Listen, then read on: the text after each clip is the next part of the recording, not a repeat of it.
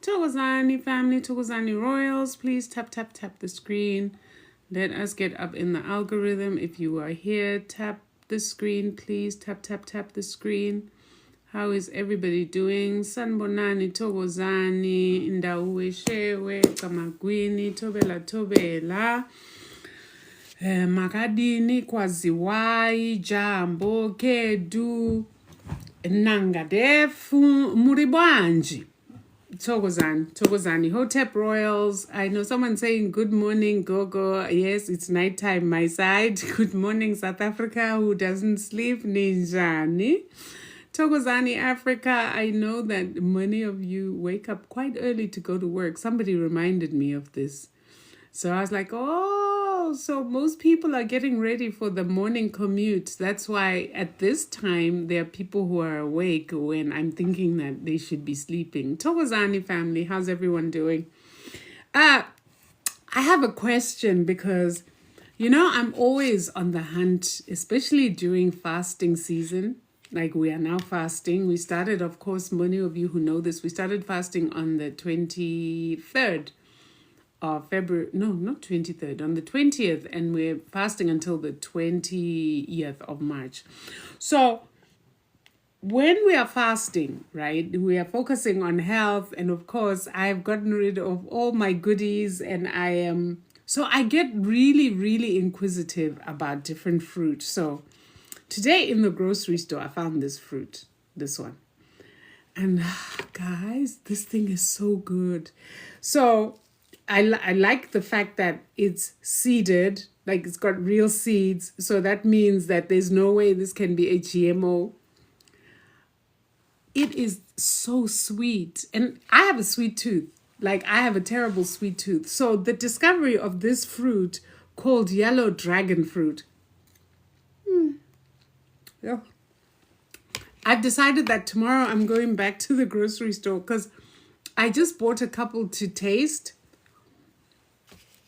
And my obsessive nature says tomorrow I must go to the store and get a whole crate.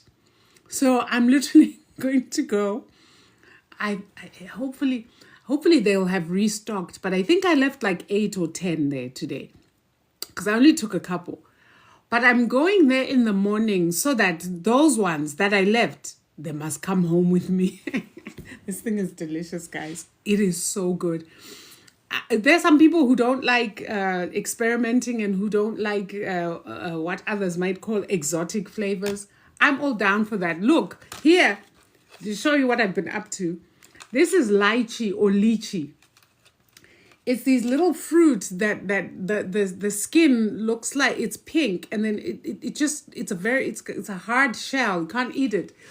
And then inside it's got this white, pulpy, juicy. Oh. Anyway, I devoured this whole box. So, like I said, I don't starve when I'm fasting. Those of you who starve yourselves, I don't know why you do that to yourself. I don't starve myself when I'm fasting. I just make sure I eat the right things. So, yeah, I devoured this.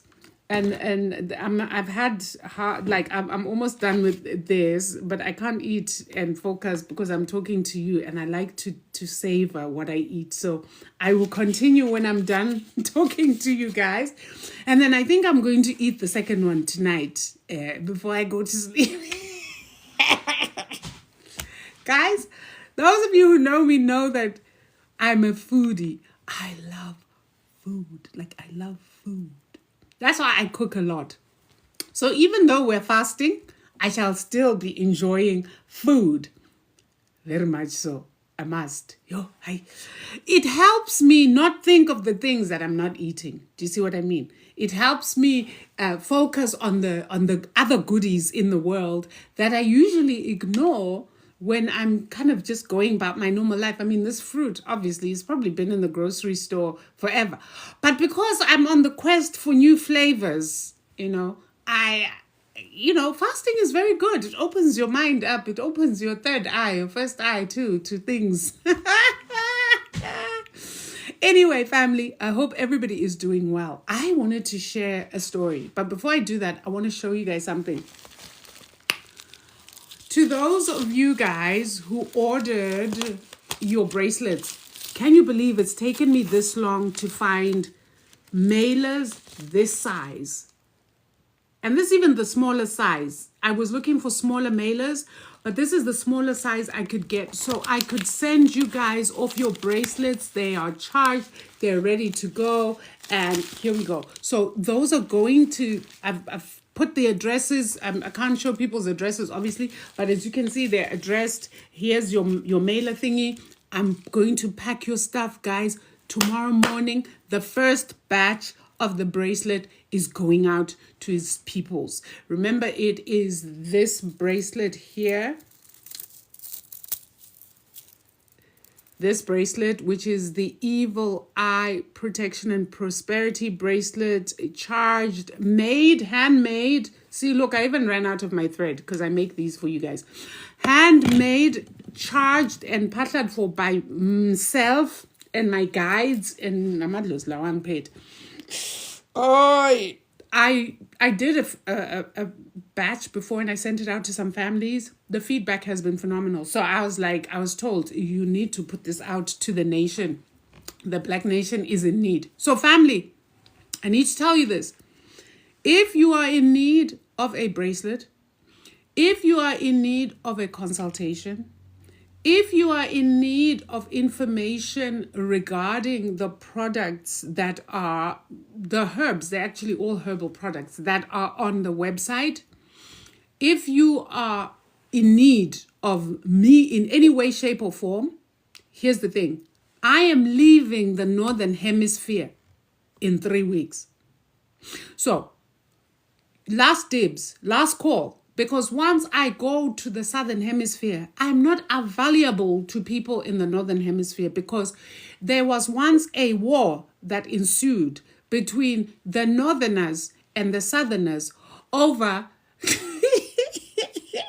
was something else, over me being in the South and me still focusing on the North. And the Northerners don't like it when I'm over here in the North and I focus on the Southerners. So please, until that day where I can do this magic I'm about to tell you about today, where I can be here and there and in Alaska and in Germany and in Japan and wherever, helping all at the same time.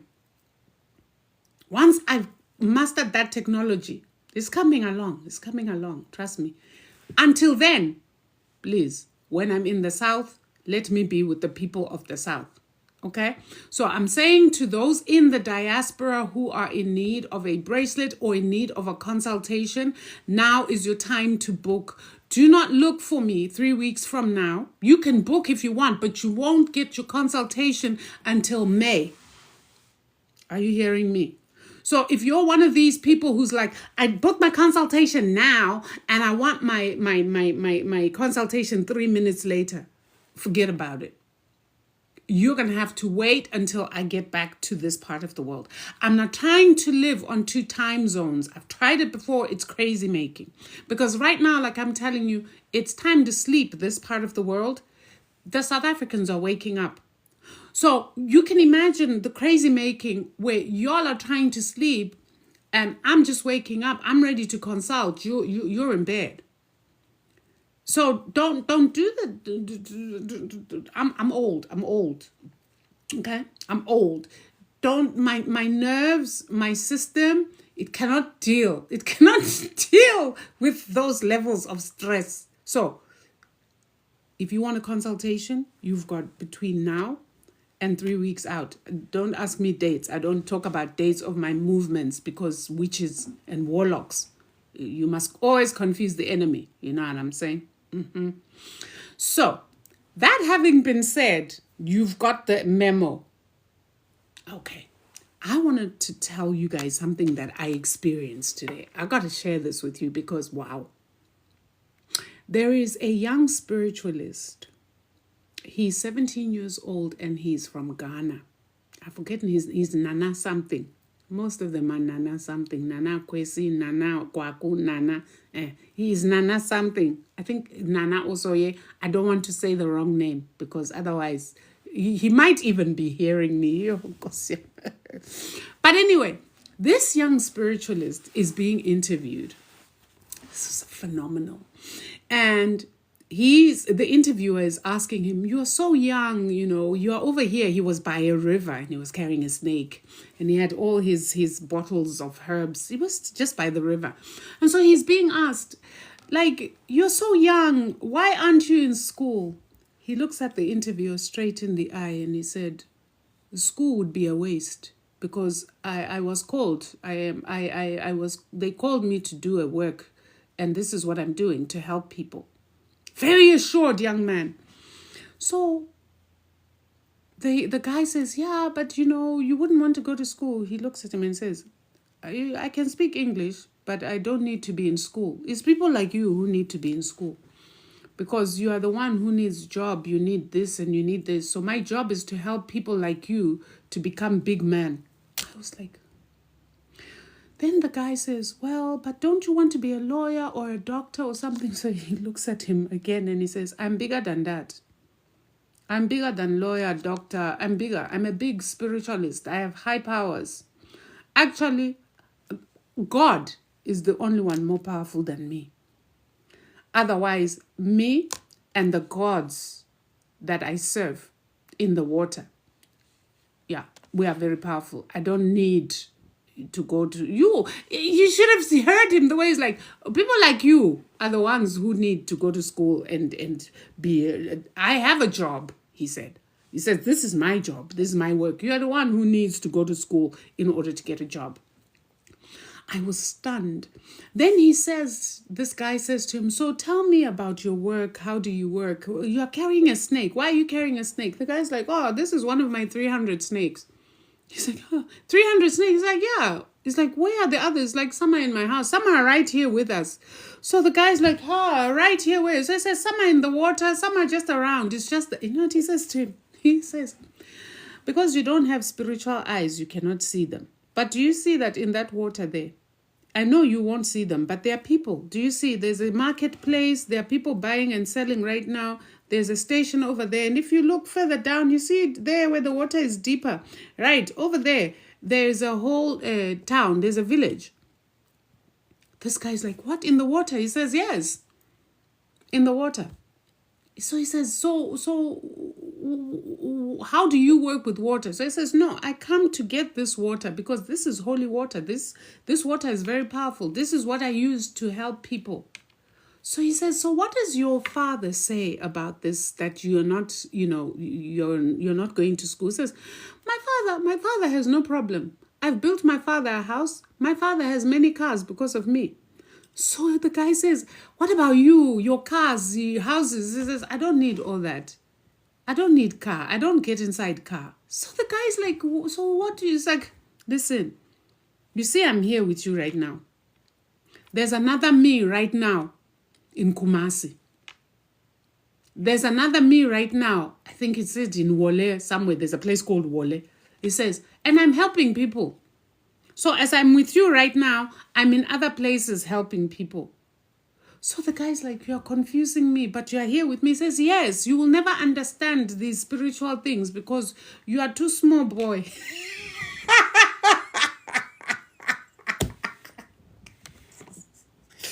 It's when he said to him, you're too small, boy, you'll never understand. So he says, so right now, he says, yes, there's a version of me here with you. I'm talking to you. There's a version of me in Wole. I'm helping somebody. There's another version of me in Kumasi who's helping somebody. So the guy is like, but it's not possible. You can't be. Says, yeah, in your mind, it's not possible. But if you know spiritual things, it's very possible. I can split myself into many different things and be in many different places. Right now, as I'm talking to you, if I want to disappear from here, I can disappear. I can just vanish and leave you here. I can make you vanish. So the guy's like, make me vanish. Where will I go? So he says, oh, you just show up somewhere where you don't know. Or I can make you vanish and you show up in your own house. Or I can make you vanish and you show up somewhere. But I can make you vanish. You want to see? The guy's like, no, I'm okay. I don't want to see. He's like, no, I'm okay. I don't want to see. So I says, yeah. So spiritually, I'm very high. I have a lot of powers. I've helped so many people. So he says, but so, like, do people pay? He's like, no. What do I need money for? Because when I help somebody will buy me a piece of land and say, please, I give you this land for you to do your work. Someone else will get me a house. Some of the houses I've even given away to people, to relatives. Guys, I've never, like, watching this young man, I was like, the return of the ancients. This is the return of the ancients. You know, he was just so, you know, when someone is sure of themselves, he was saying certain words, but you could hear it wasn't ego speaking. He was not bragging. He was speaking the truth when he was saying, there's only God and then comes me. He was speaking truth when he said, I know spiritual things that you don't and you will never understand. Because there were some things the guy was asking him, like, so how do you do this split? And he said to him, I cannot share that with you here. Because there are some things that I'm not allowed to speak here. The gods that I work with will not allow it.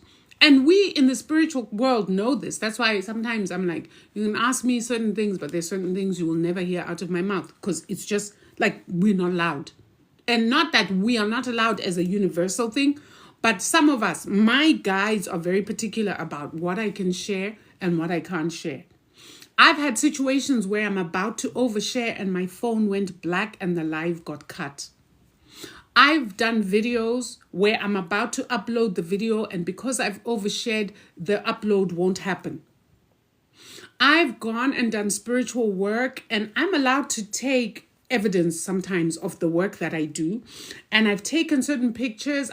When I get home and when I'm going through the pictures, it's a blank. Like it's like I took a black piece of paper and photographed it. There's nothing.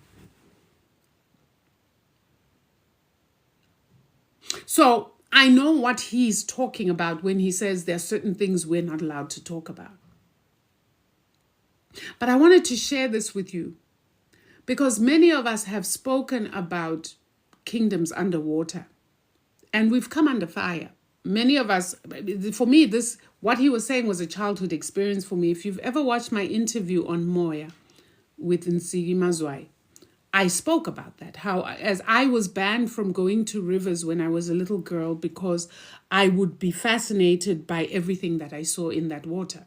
And the way he describes, it's like they're just normal people living their lives. I would see goats, chickens, sheep. I would see, like a clothes hung on bushes, different cloths. I would see red cloth, white cloth, black cloth.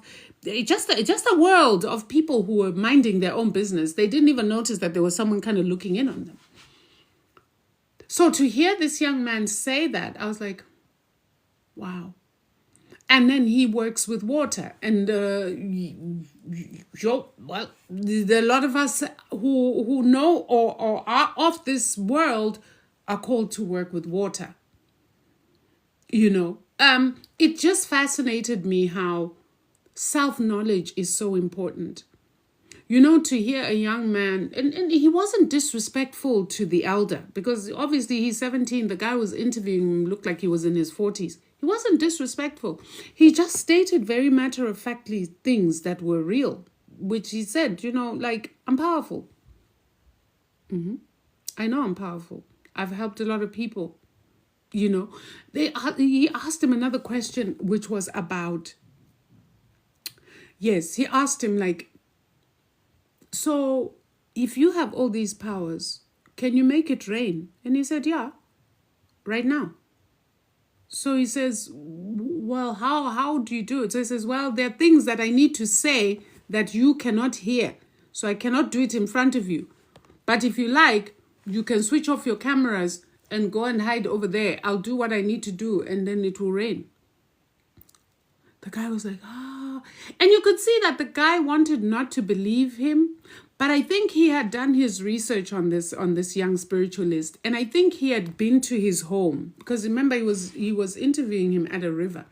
So he had gone to his home and he had seen evidence of what this young man was saying. Like, people line up for miles waiting to see this young man. The homestead he's talking about he built for his family is there. The cars are there. He doesn't want any of it. He says he has no need of cars because he can teleport himself from place to place.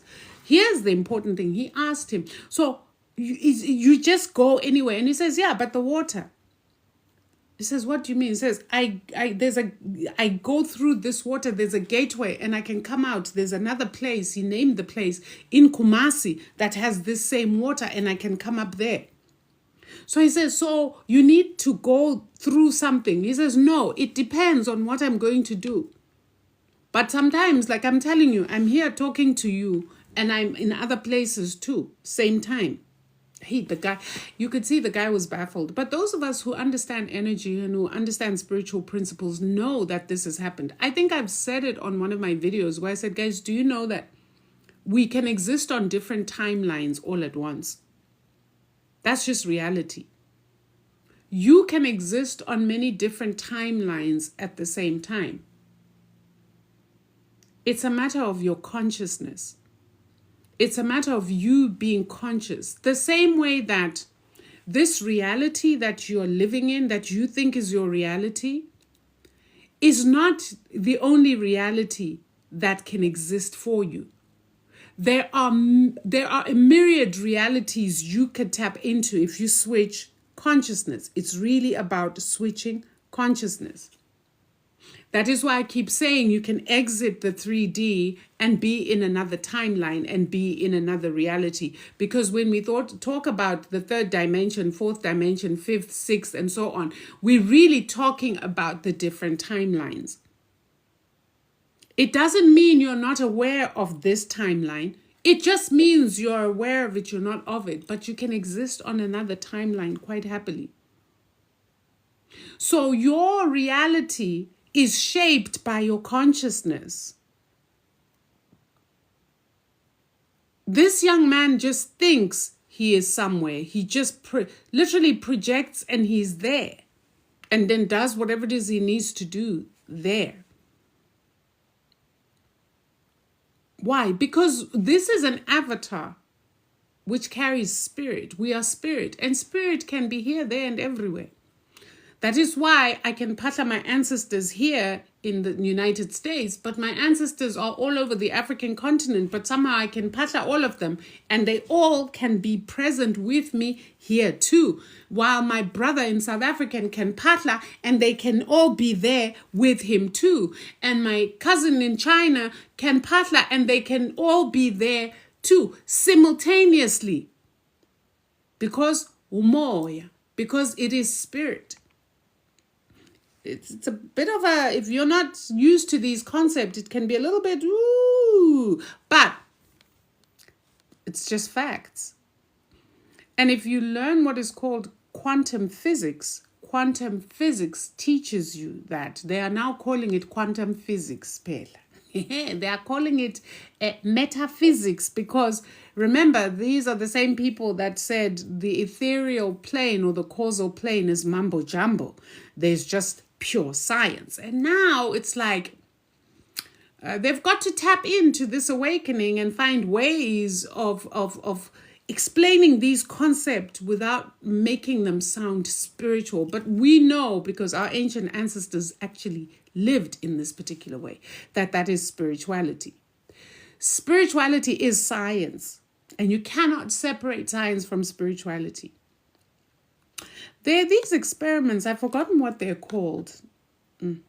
It's an experiment where you guys know, right, that the smallest particle that can exist on its own is the atom, right? Atom. And then those other fools called it Adam. The first course, and they made it Adam into a man. It's not a man. It's Adam. It's an atom. It's atom. The smallest particle that can exist and that is able to reproduce itself is the atom, right? So in these experiments, some scientists took an atom and they put it in like a space where they could observe it. Obviously, you'd need a microscope to observe it. Here's the thing. The atom responded to being observed. Atoms are alive and well. You are just a conglomerate of atoms and you are alive, Mos. So the same way you're conscious is the same way what makes your body up is conscious. So observing this smallest particle, this atom, when they observed it, it would respond to being observed. If they observed it, they would look 1 minute under the microscope, it was there. As they observed it, it would move itself to another place. So when we're talking about consciousness and how your consciousness is what is able to move things, this is what we're talking about. As long as you're not observing something or conscious of something, in so many ways it's not real. However, the minute your consciousness shifts to that thing, it sets about motion. Why? Because there is an energetic shift that happens and that thing moves. That is really behind what shaping your reality means. Through your consciousness, you get to shape your reality. You get to influence energy.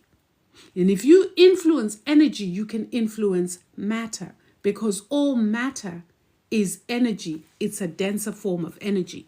So when we talk about you being able to change your reality, you being able to manifest the life that you want, at its basics, at its core, that's what we're talking about. So when we talk about your divinity and you being creator and you being God or goddess, literally that is what we're talking about. Life is not some fatalistic thing that is happening to you. If it's happening to you that way, is because you've abdicated your power. You're not conscious of your power. And that was the purpose religion served, to remove you from your power, to make you forget that you're actually a powerful, complete being in and of yourself, who is able to manipulate and move energy in your own favor.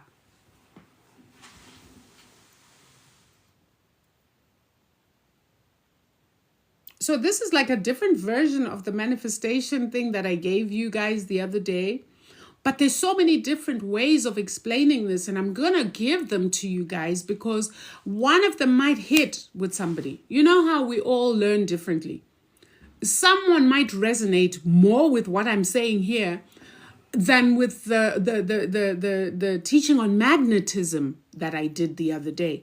But even the teaching on magnetism was literally this same teaching, just given to you in a different way, right? But this is what it is. Your consciousness makes you more magnetic. And when we talked about the magnetism one, what did I keep saying to you guys? Stay in a state of gratitude. Stay in your heart space. Because your heart space is what creates and produces the most powerful electromagnetic frequency, and therefore that emanates out of your body. That literally lifts up your vibrational frequency and turns you into that magnet we're talking about.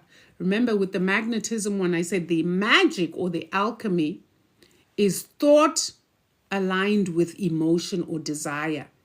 When thought and desire are aligned, you are a magnet. Magnetism is created. And so where does desire come from? Your heart space, right? The things you yearn for, the things you long for. Gratitude is from your heart space. So this heart space is the key right now to not only you manifesting everything, not only to us as the collective manifesting everything, but literally it is the key to unlocking your spiritual power, is the heart space. And what emotions you nurse and what emotions you harbor in that heart space. Like I said, watching this young man was just so refreshing. Like I said, he wasn't bragging. He was simply stating facts. But what kept moving me to the core was when he said, they called me to help people. I'm here to help people. He kept saying that. I help a lot of people. You know, with my water. I'm also a herbalist, so I use a lot of herbs to help people who are sick. Some they come, they're not doing well, and I help them. Like that just blew me away. I'm like, he's 17 and he gets it. To help people. This guy's asking him about money. He's like, I don't need all that. I don't want any of that. Why? Because he's aware that his mission doesn't require any kind of money or payment from anyone, because the universe pays him. The people he helps are coming to show gratitude for the work and the help that he's given. To the point that he's giving houses away because he doesn't want to be cluttered with the material things. He doesn't want to be weighed down with materialism. So he lives in one house and he's living with his parents. So he says, I've given most of it away. He says, the land that people give me, I use it to expand my shrine, to put my plants and my herbs and everything else. But I don't need. Cars, the car one killed me when he's like, no, I don't ride inside car. What for? I can go wherever I want by myself. I just go there. I don't need... I don't need car. I look forward for the day that I can just take myself to South Africa and not need an air ticket, because them damn things are expensive. Those air tickets are so expensive. I look forward to that day where I can just do this and I'm over there. And then maybe y'all will stop fighting over me, because I can be there half the day and then be there another half. I'll be there when South Africans are awake, and as the Americans are sleeping, I will give Ella my broom and I will go to South Africa during the day. And then when the South Africans go to sleep, I get on my broom and I come back here to the United States. Yeah. But I just wanted to share that story with you guys. I like this just, it's phenomenal what's going on out there. But, you know what I'll do, Zawadi, is this is going to be posted on YouTube. I'm going to put a link in the description box of the video so that you guys can go and watch. It's pretty phenomenal, you know, pretty amazing. I thoroughly enjoyed that interview. So yeah, I just thought I'd share that with you guys and give you an update of my whereabouts and what's going to be happening, so that you can locate yourself within there and do what you need to do. Otherwise, I hope you guys have a good night. I want to go back to my fruit. I'm hungry. Can I go back to my fruit now? Thank you. Are you releasing me? Please release me. I want to eat my fruit. On that note, family, Black Nation, I love you. I love you too much. You're all up here in my heart space. Mastogozeni, and catch you on the next one. Bye.